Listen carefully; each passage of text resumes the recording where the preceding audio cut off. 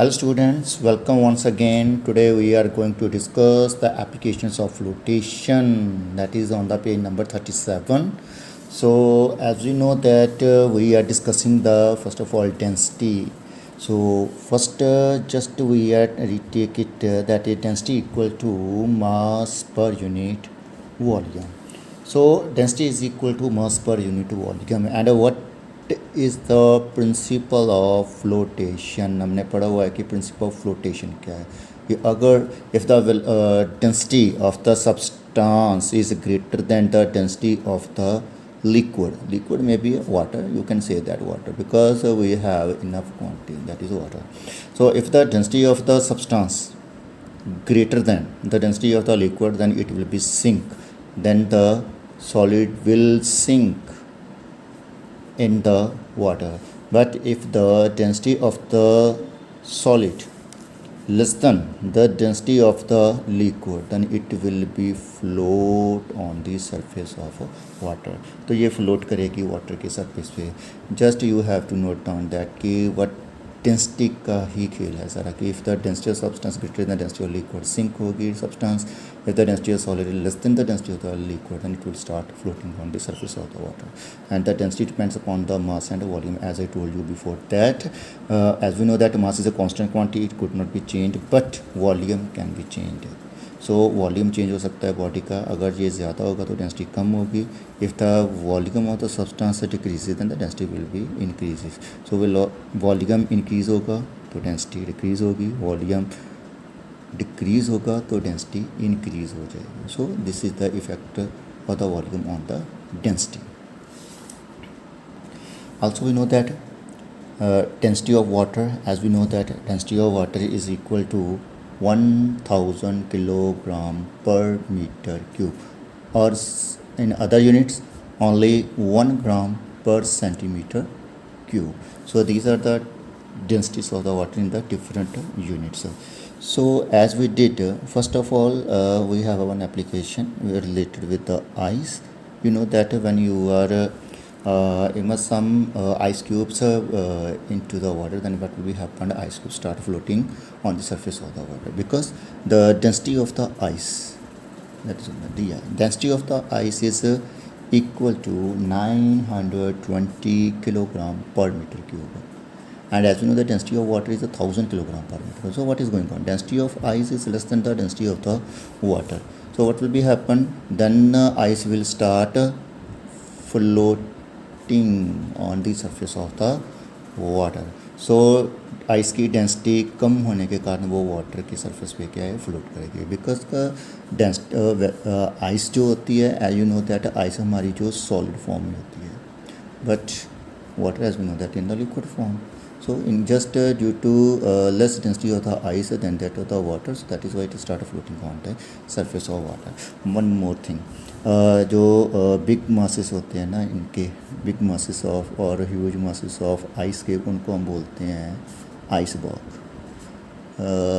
In the ocean at the Antarctica और Arctic सागर में क्या होता है, ओशंस में क्या होता है कि बहुत बड़े बड़े, जहाँ पे पूरा साल बर्फ़ फ्रीज रहती है, बर्फ़ ही होती है, तो बड़े बड़े आइस के जो मासेस होते हैं बड़े बड़े से, वो पानी में तैरते रहते हैं, दैट इज़ उनको आइसबर्ग बोलते हैं. तो क्या होता है कि अगर आप फॉर एग्ज़ाम्पल कि आपने लिक्विड में बर्फ़ है, आइस को डाला हुआ है, तो देन व्हाट विल हैपन, अगर आप आइस के 10 पार्ट्स कर देते हो, 10 parts, then what will be happen कि जो तकरीबन 9 पार्ट्स होते हैं ना, वो पानी के अंदर होते हैं. तो सिर्फ only 1 part of water is out of the out of the water होता है. So what will be happen कि बहुत ज़्यादा जो आइस का भाग होता है वो अंडर द वाटर होता है, तो थोड़ा सा पार्ट उसका जो आइस का होता है ना, वो बाहर होता है. तो दैट इज़ वाई जितने भी शिप्स होते हैं जो समंदर में जाते हैं, then what will be happen, वो बड़ा इसका एहतियात रखते हैं कि बड़े सेफ्टी प्रिकॉशन के कारण इसके दूर से निकल जाते हैं, इसके पास से जाते भी नहीं हैं, because they know that very well कि huge mass of the ice inside the water, so accident का कारण बन सकता है, डैमेज हो सकता है. So that is why they are moving from away, very away from these big icebergs. So that is the reason. Look at this diagram. So this is an iceberg look at that. So 9 parts उसके water के अंदर है और एक part that is 1/10 part of the ice is outside the water. So look at that, this iceberg that is floating on the surface of the water with the 9 parts inside the water but 1 part outside the water. So look at that density. So I hope you will clear from that diagram.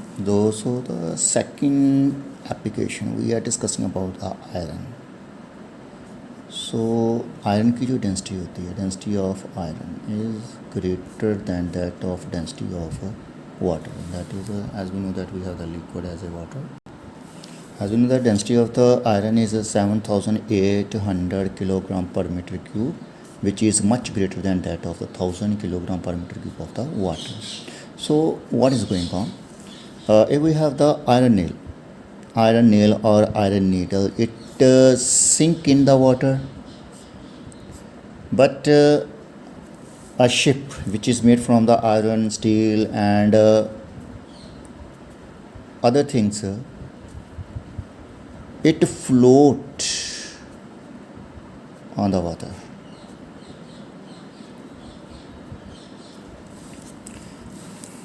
So what is the basic reason?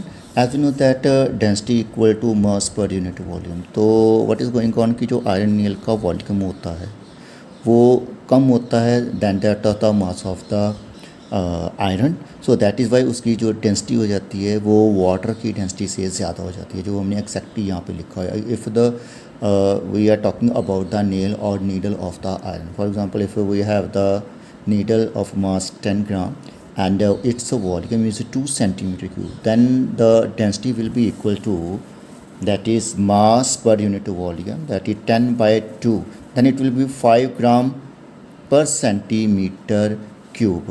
And as we know that density of the water also 1 gram per centimeter, so it is very clear that the density of the iron nail is much greater than, so that is why it will be sink in the liquid. That is what.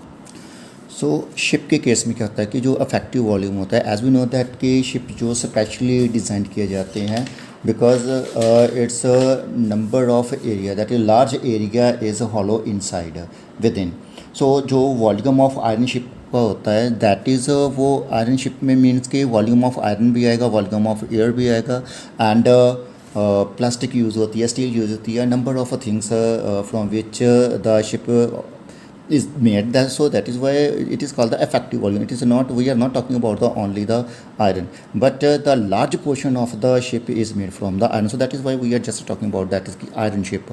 So effective volume जो होता है, जो mass of ship होता है उससे ज़्यादा हो जाता है. So that is why कि ज़्यादा होने के कारण due to this large volume, तो मास ऑफ की शिप से ज़्यादा हो जाने के कारण क्या होता है, जो डेंसिटी होती है शिप की वो लेस देन हो जाती है density of the liquid, that is water.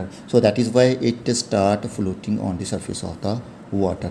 तो एक और बात बताऊँ कि जो आपके पास ये जो शिप होती है जो वाटर में होती है, आपने देखा होगा कि उसका कुछ पार्ट पानी में होता है और यहाँ पे कुछ लाइंस दी जाती हैं उसकी भैया.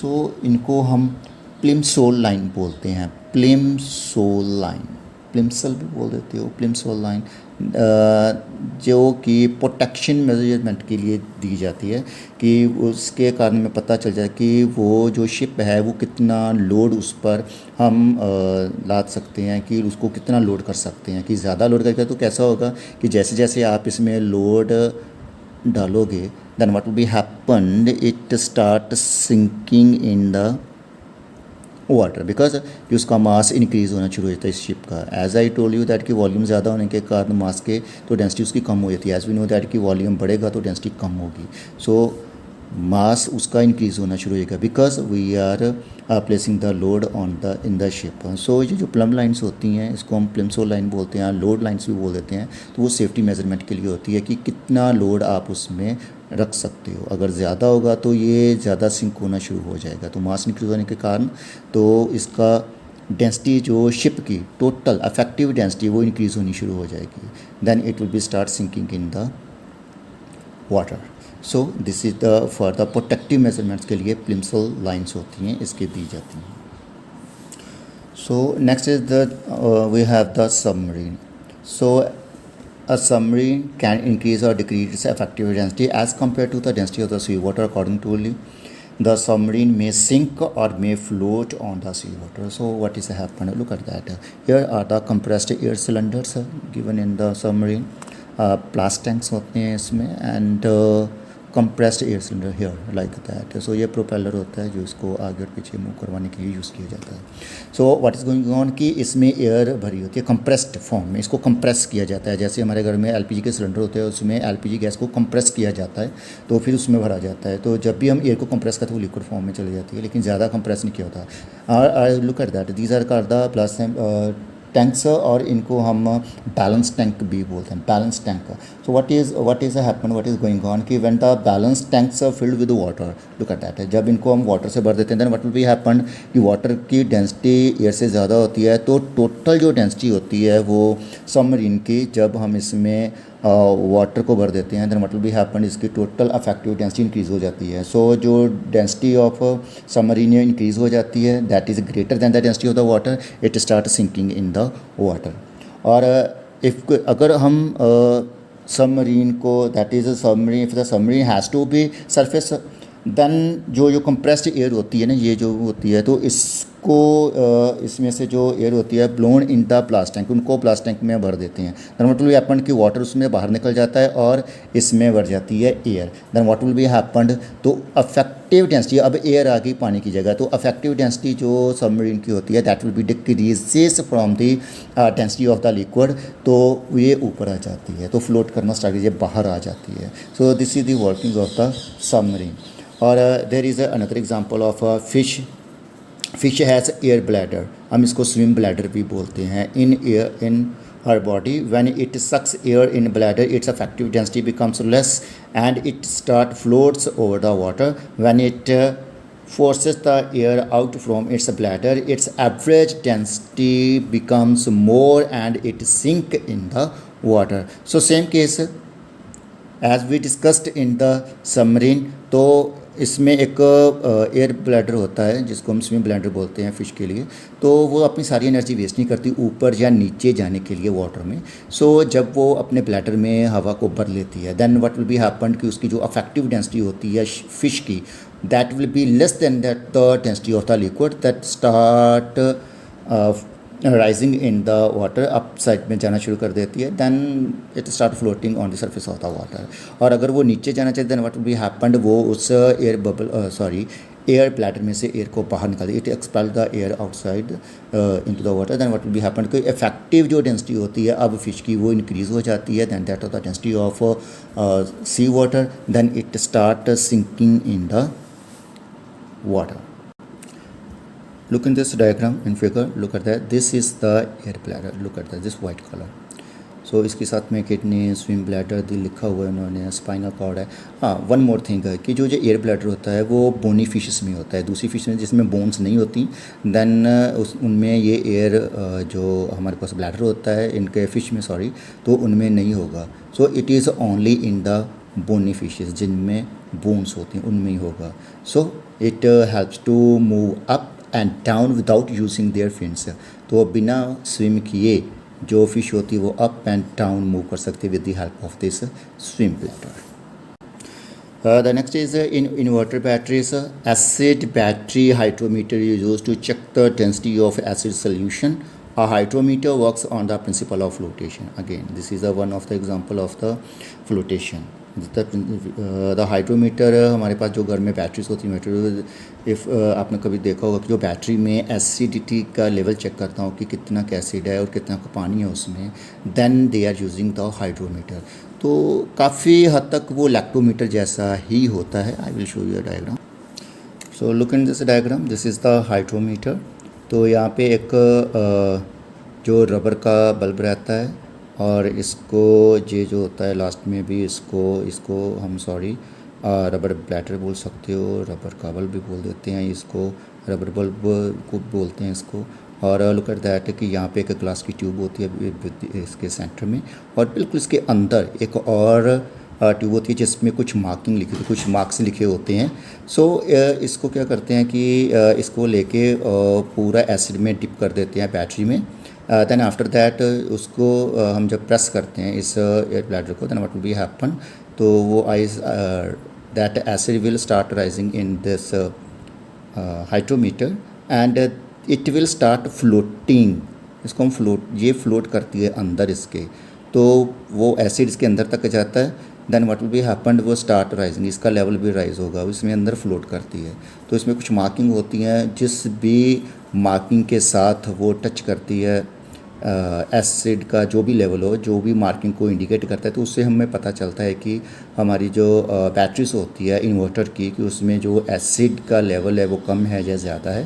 तो so it again depend upon the principle of flotation. So this is another diagram of the hydrometer. Look at that. This is a rubber bulb, glass tube, float tube, and a rubber tube. So look at that.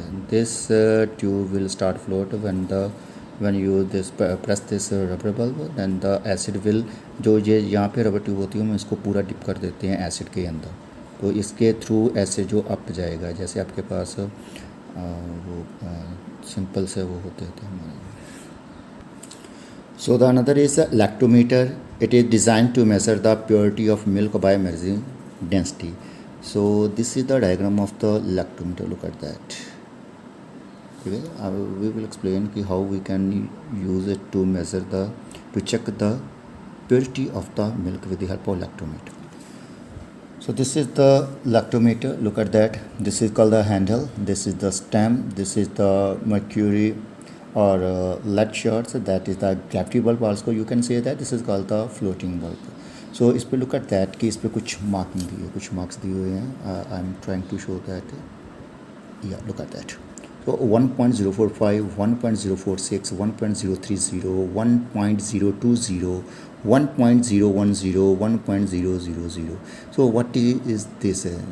1.000. This is the density of the water.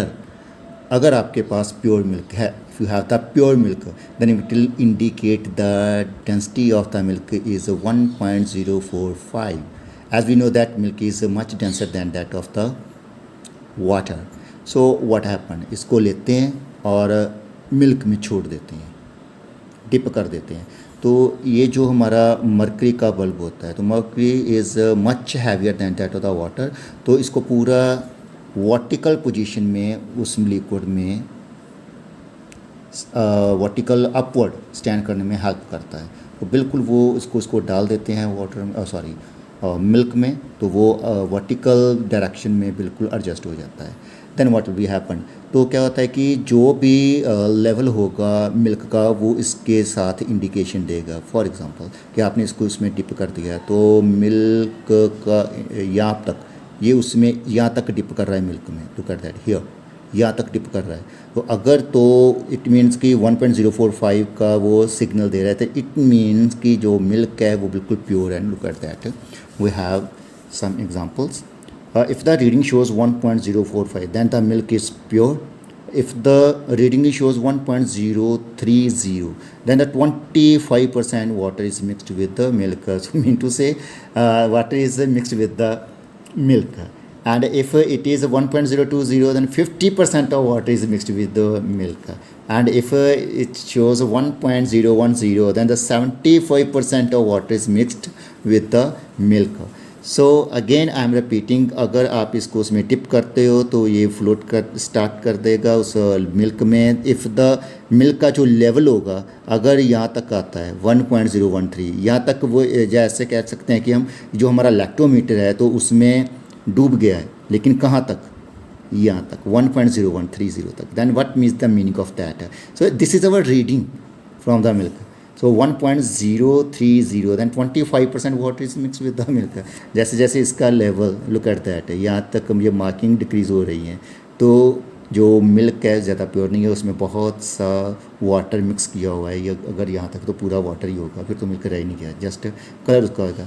And what happen कि सब milk man क्या करते हैं कि उसमें से fat निकाल लेते हैं, ज़्यादा उसकी कंसिस्टेंसी को शो करने के लिए, उसकी डेंसिटी ज़्यादा बनने के उसमें यूरिया ऐड करते हैं। आपको पता होना चाहिए कि कुछ तरह के केमिकल होते हैं, उसमें ऐड कर देने के साथ जो इसकी डेंसिटी होती है मिल्क की, वो फिर ये लैक्टोमीटर वैसे ही शो करेगा, उसने तो डेंसिटी शो करनी है, ठीक है।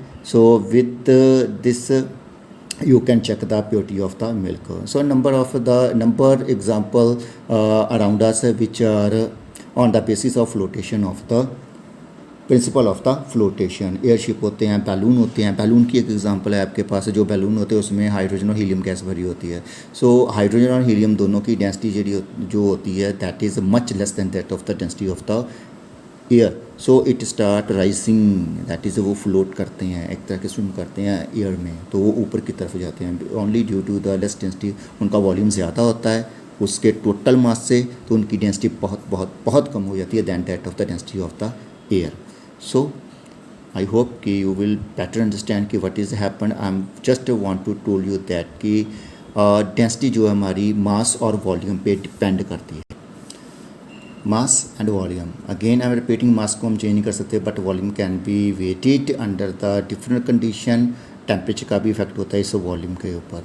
सो डेंसिटी ज़्यादा होने के कारण सब्सटेंस की लिक्विड से वो सिंक करेगी, और डेंसिटी कम होगी तो लिक्विड में वो फ्लोट करेगी। So just keep in your mind this formula, volume increase हुआ तो डेंसिटी डिक्रीज़ होगी, वॉल्यूम डिक्रीज़ हुआ तो डेंसिटी इंक्रीज़ होगी। So thank you very much. Thank you.